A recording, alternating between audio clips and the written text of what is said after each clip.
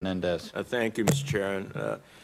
Mr. Chairman, just a prefatory remark. As the longest-serving member of this committee presently, I can tell you that budget hearings are never necessarily about budgets, and they're not about potshots.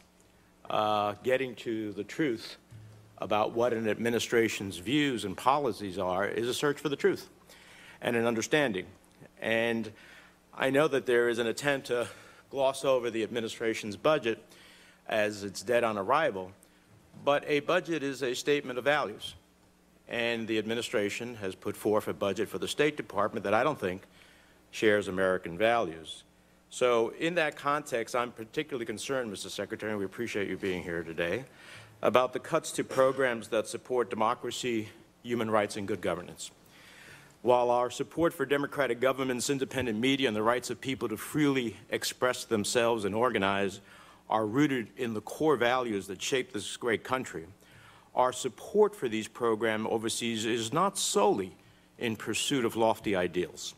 History has proven that over the long term, governments around the world with strong democratic institutions that respect the human rights of all their citizens are more stable, more prosperous, more resilient to the tentacles of radicalization and instability, and ultimately make better partners for the United States.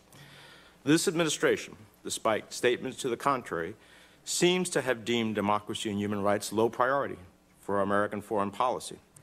The administration has requested 31% less money for democracy, human rights, and governance programs. Furthermore, when heads of state from countries who have a long and visible history of repressing human rights make official state visits, human rights seem nowhere on the President's agenda. So I'm appalled that you have completely zeroed out the democracy assistance account. As brave citizens continue to risk their lives advocating for the basic freedoms we enjoy here, this budget sends a message that the United States is no longer on their side and abandoning the pursuit of justice. It effectively withdraws American leadership around the world, pushing the door open for Russia and China to increase their scope of influence. There is a direct connection between repressive actions domestically and adversarial actions abroad. The Russian government this week continued a long tradition of arresting and detaining peaceful opposition protesters. This is the same Russia that violated international order by invading and occupying Ukraine, spreading its repressive tactics.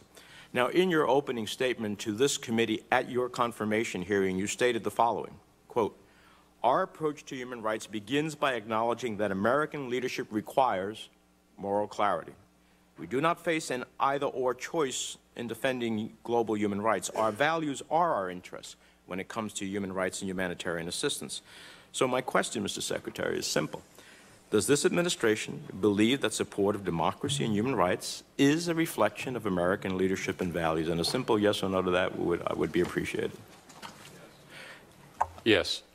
How can you say that, then, when the budget completely zeroes out assistance for democracy assistance? Well, there are other, as you know, there are other mechanisms and other parts of the budget where we continue to remain engaged with countries that are dealing with interference or repressive regimes, certainly areas of Eastern Europe that are being threatened. We have ensured that we can maintain our engagement there. In parts of Africa, there are countries that we've had to withdraw the support, and again, these are some of the hard choices that I mentioned in terms of where do we put the dollars we have to best use, where we are making progress. But if this is a core value, we know the threats are the greatest. If this is a core value of our foreign policy, then ultimately zeroing out its account doesn't speak to that core value. Let me ask you this.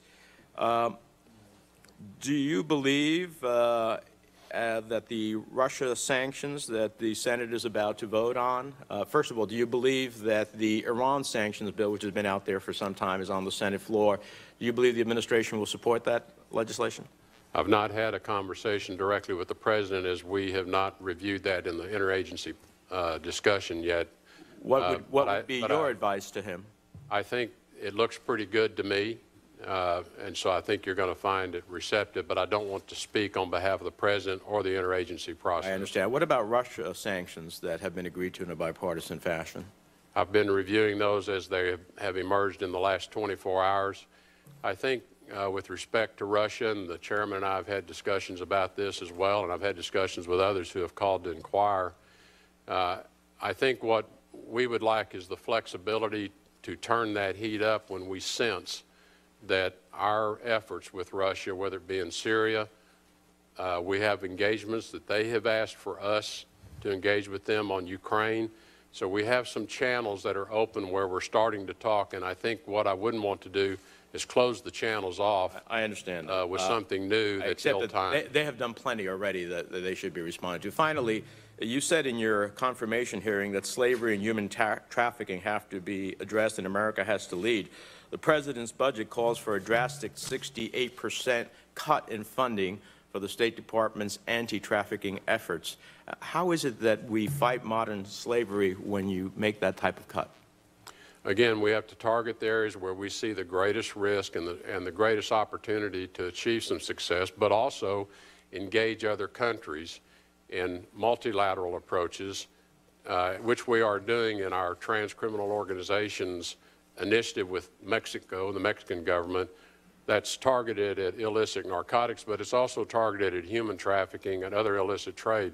So we've got to take new approaches that engage other countries who should share our same objectives for their part of the world. Then we will move and try to engage others elsewhere and keep the effort underway with the resources we have, but call on others to do more as well. Well, I hope, Mr. Chairman, we change the budget in a way that reflects the values that I know that in this particular case the chairman is very passionate about. And I appreciate you raising that point very much.